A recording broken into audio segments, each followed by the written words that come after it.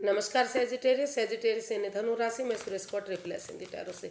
तो आज हम सेजी यानी धनु राशि की जनरल लव रीडिंग करेंगे। जनरल होने के कारण आपका रेजोनेट हो भी सकती है, नहीं भी हो सकती। जिस पर जितनी रेजोनेट होती प्लीज़ आप एक्सेप्ट कर सकते हैं। सनसाइन मूनसाइन या नाम राशि जिससे भी चाहें आप देख सकते हैं। 14 मार्च से 20 मार्च के लिए वीकली यानी साप्ताहिक रीडिंग होगी।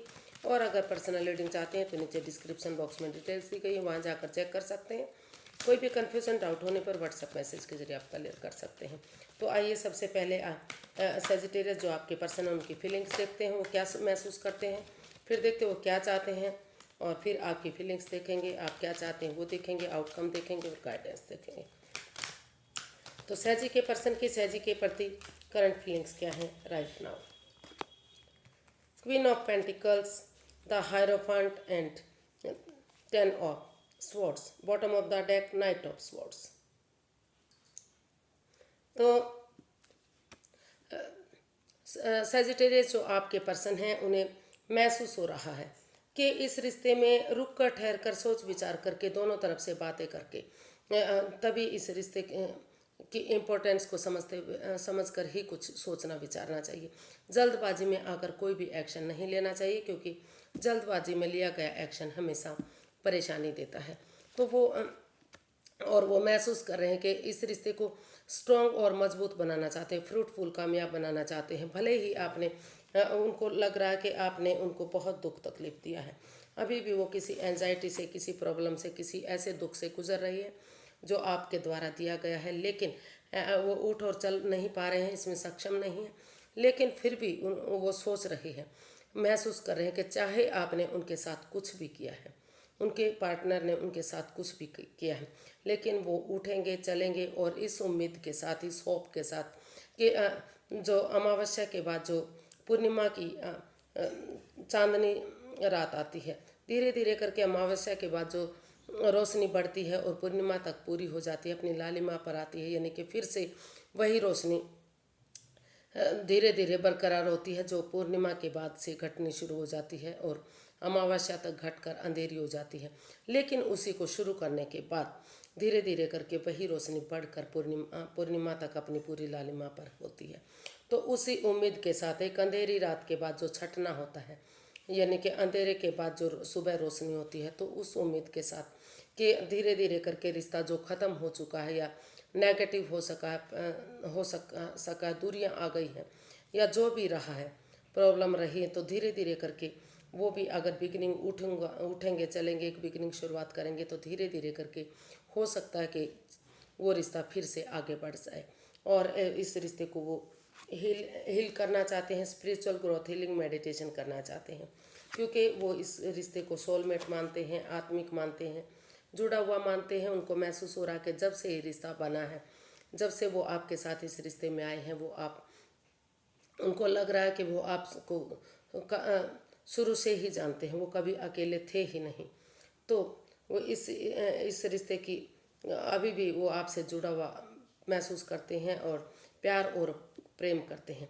इसलिए इस रिश्ते को स्टेबल बनाने के लिए, कामयाब बनाने के लिए वो अपने ऊपर फोकस करते हुए इस रिश्ते में एक मौका देने के बारे में सोच रहे हैं, आगे बढ़ना चाहते हैं और स्टेबल बनाना चाहते हैं। इस रिश्ते को फ्रूटफुल बनाने के बारे में सोच रहे हैं। देखते हैं वो आपसे क्या चाहते हैं। सेजिटेरियस आपके पर्सन आपसे क्या चाहते हैं।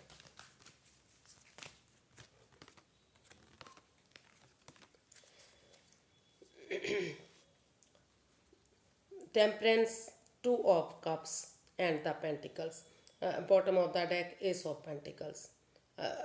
तो यूनिवर्सिटी जो ये है एस ऑफ पेंटिकल्स बता रहा है कि अच्छे आइडियाज़, गुड लक, अच्छी अपॉर्चुनिटी, अच्छा मौका यूनिवर्सिटी आपको दे रही है। तो वो सेजिटेरियस आप चाहते हैं कि वो इन चीज़ों का जो यूनिवर्सिटी मौका दे रहे हैं, अच्छे आइडियाज़ दे रहे हैं, उस अपॉर्चुनिटी को एक्सेप्ट करें, एक बिगिनिंग, एक शुरुआत करें और वो इस डर से, इस भय से बाहर निकलें, अपने आप को पहले स्टेबल बनाए, प्रिपेयर बनाए।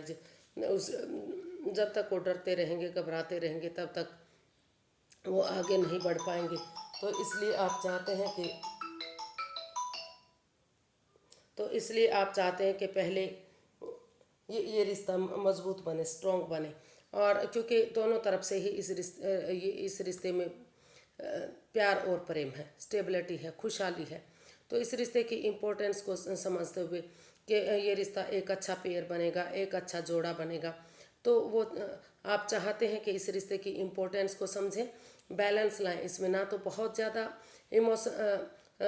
Over thinking, over control, over stress में ना रहें, ना तो बहुत ज़्यादा प्यार दिखाए, ना ही बहुत ज़्यादा दूरियां बनाए, क्योंकि दोनों तरफ से ही इसमें परेशानी और दुविधा रहती है।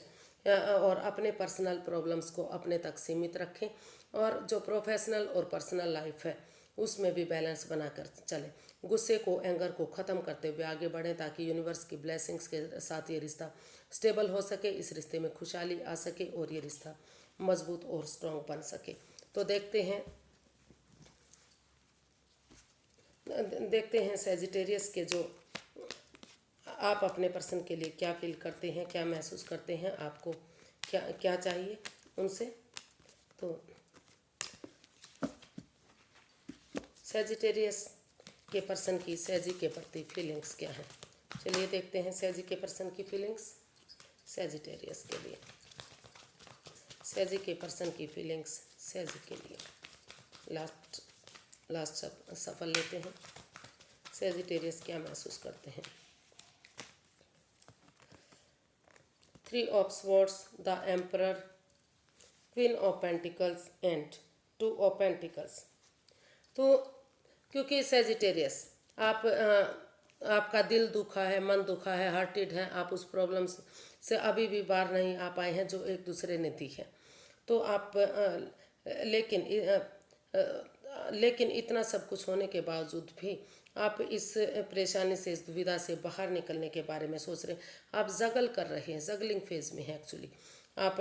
ये बॉटम ऑफ द डेक बता रहा है कि आप जगलिंग फेज में हैं, आप डिसाइड ही नहीं कर पा रहे हैं कि आपको पहले अपनी अपॉर्चुनिटी की तरफ, अपना name, fame, job, business, career, पैसे, प्रॉपर्टी पर ध्यान देना चाहिए या इस रिश्ते में वापस आना चाहिए। लेकिन आप इस परेशानी से, इस दुविधा से बाहर निकलना चाहते हैं, और इस रिश्ते की इम्पोर्टेंस को समझते हुए आपके लिए ये डिसीजन लेना हार्श हो सकता है, मुश्किल हो सकता है, लेकिन आप इस रिश्ते में एक नई बिगनिंग, एक नई शुरुआत करना चाहते हैं। और इस रिश्ते को हील और मजबूत बनाने के लिए, फ्रूटफुल बनाने के लिए, कामयाब बनाने के लिए आप इस रिश्ते में चाहते हैं कि एक बिगनिंग, एक शुरुआत हो। और आपने डिसाइड कर लिया है कि आप और कन्फ्यूज़न में नहीं रहेंगे, कि भले ही ये डिसीज़न लेना आपके लिए मुश्किल है, नामुमकिन है, लेकिन इस को गहराई से सोचते हुए आपने डिसाइड किया है कि आप इसमें आगे बढ़ेंगे और कन्फ्यूज़न में नहीं रहेंगे, और इस रिश्ते को हील करते हुए आगे बढ़ेंगे, तो ये रिश्ता फ्रूटफुल होगा और कामयाब होगा। तो आप इस रिश्ते को फ्रूटफुल बनाना चाहते हैं, कामयाब करना चाहते हैं। तो देख लेते हैं आप अपने पर्सन से क्या चाहते हैं।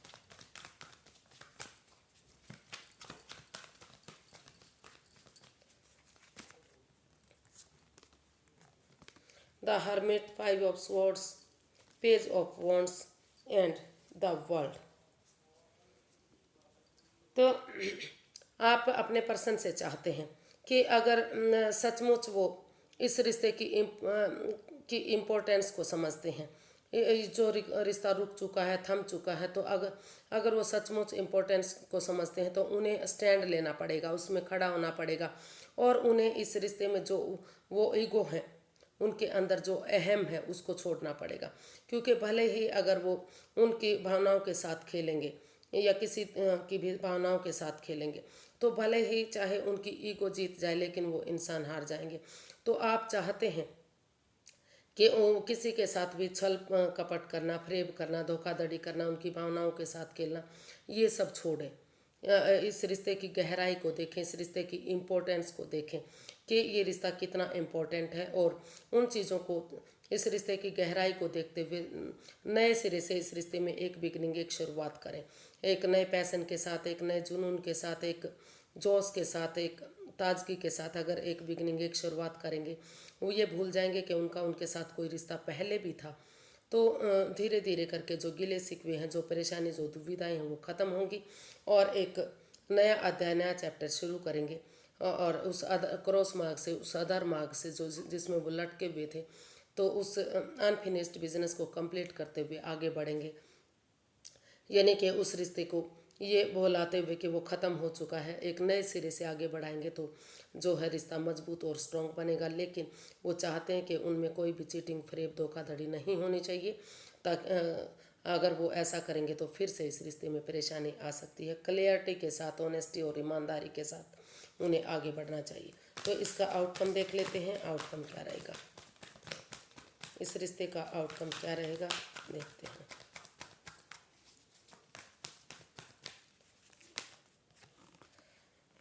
Eight of pentacles, 7 of cups, 3 of wands, तो 2 of wands.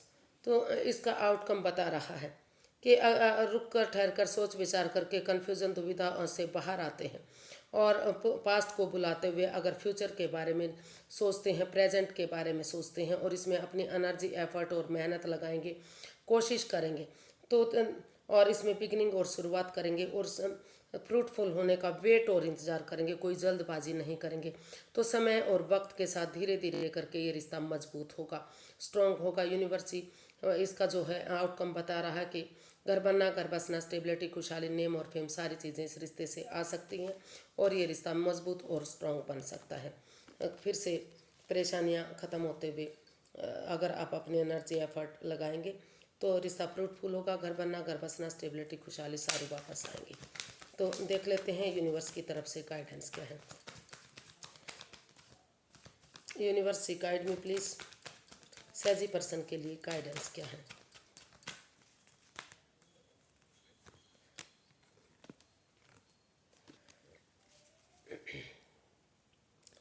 Page of cups,